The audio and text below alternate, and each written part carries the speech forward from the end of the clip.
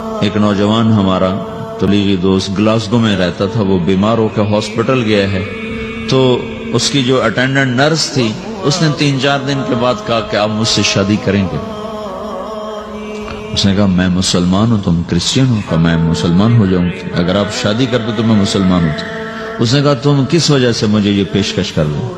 وہ کہنے کہ میں 3 دن سے تمہیں دیکھ رہی ہوں تو کہ تم نے ایک دفعہ بھی نظر اٹھا کے مجھے نہیں دیکھا، میں نرس ہوں، میری زندگی یہاں گزری ہے، میں نے کوئی نوجوان ایسا نہیں دیکھا جو لڑکی کو دیکھ کے نظر جھکا لیتا ہو، میں پہلی دفعہ اپنی زندگی میں کسی کو دیکھ رہی ہوں کہ جب اس کے سامنے میں آتی ہوں تو اس کی نظر جھک جاتی ہے، تو مجھے یقین ہو گیا تیرے اندر سچائی ہے۔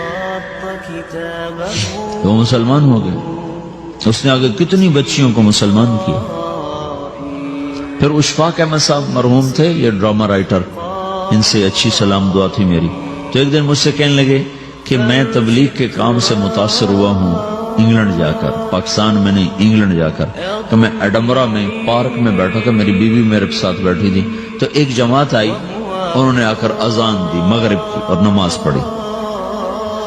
نماز کے بعد 13-14 لڑکیاں بھاگ کے آگے آئیں ان سے بات کرنے کے لیے، تو میں نے بیوی سے کہا آؤ سنو یہ کیا کہنے کہتے ہیں، تو کہا ہم دونوں بھی پہنچے، تو جس نے جماعت کرائی تھی اس کو ایک لڑکی آگے بڑھ کے کہتی آپ کو انگلش آتی؟ کہا جی آتی ہے۔ کہا آپ نے کیا کیا ہے؟ کہا جی ہم نے اپنی عبادت کی ہے۔ تو وہ لڑکی کہنے لگی آج تو اتوار نہیں ہے، تو اس نوجوان نے کہا کہ جی ہم دن میں 5 دفعہ کرتے ہیں، صرف اتوار کو نہیں، روزانہ 5 دفعہ۔ وہ لڑکی کہنے لگی یہ تو بہت زیادہ ہے، آپ اس کو کیسے نبھاتے ہیں؟ تو اس نے اس کو جواب دیا، 2-3 سوال اس نے اور کیے، جواب دیا، تو کہنے لگی اچھا بہت مہربانی، اس نے سے ہاتھ بڑھایا آگے ملانے کے لیے تو وہ نوجوان کہنے لگا میں آپ سے معافی چاہتا ہوں، میں آپ کو ہاتھ نہیں ملا سکتا۔ تو اس لڑکی نے کہا کیوں؟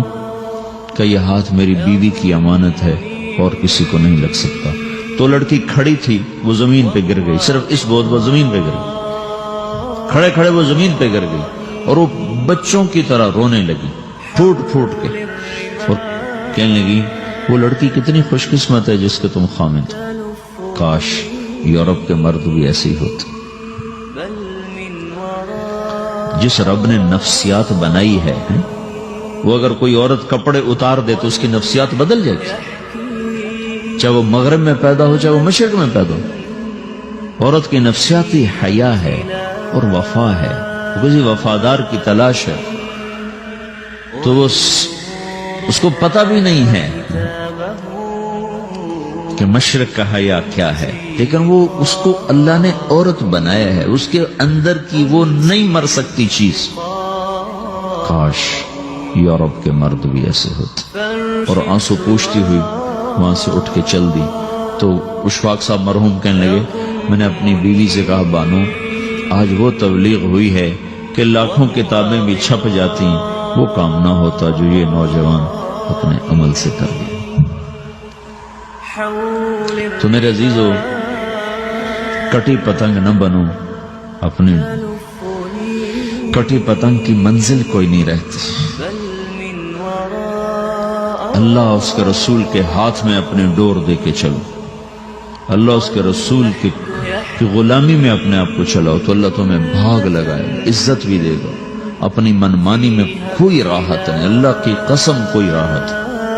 6 بر اعظم پھر کے تمہیں بتا رہا ہوں کہ جو اپنی ترتیبوں پر چلنے والوں کے دکھ آپ لوگ اندازہ نہیں لگا سکتے۔ چلنا ہے تو اللہ اس کے رسول کی زندگی کو اپنا کے چلو، اللہ تمہاری دنیا بھی سکھ والی بنائے گا، آخرت بھی سکھ چین والی بنائے گا۔ لیکن یہ سیکھنا پڑے گا، سیکھنا پڑے گا۔ تبلیغ اس کو سیکھنے کی محنت ہے اور اس کو آگے پہنچانے کی محنت ہے۔ تو یہ عمر ہے، اس وقت ساری دنیا اسلام کے لیے تیار ہے، چونکہ نظریاتی طور پر دنیا شکست کھا چکی، کسی کے پاس کچھ نہیں۔ تو ہمارے پاس ایک ایسا خوبصورت نظریہ ہے کہ جو ان کو بڑی تیزی سے اپنی طرف کھینچ سکتا ہے، اور اللہ کا احسان ہے کہ تیزی کے ساتھ نسلوں کا رخ اللہ کی طرف ہو رہا ہے۔ تھوڑی ہمت کرو، چھٹیوں کا وقت تبلیغ میں دو، باقی وقت اپنی تعلیم کو دو، گھر جاؤ تو ماں باپ کے خادم بن کے رہو، نوکر بن کے رہو۔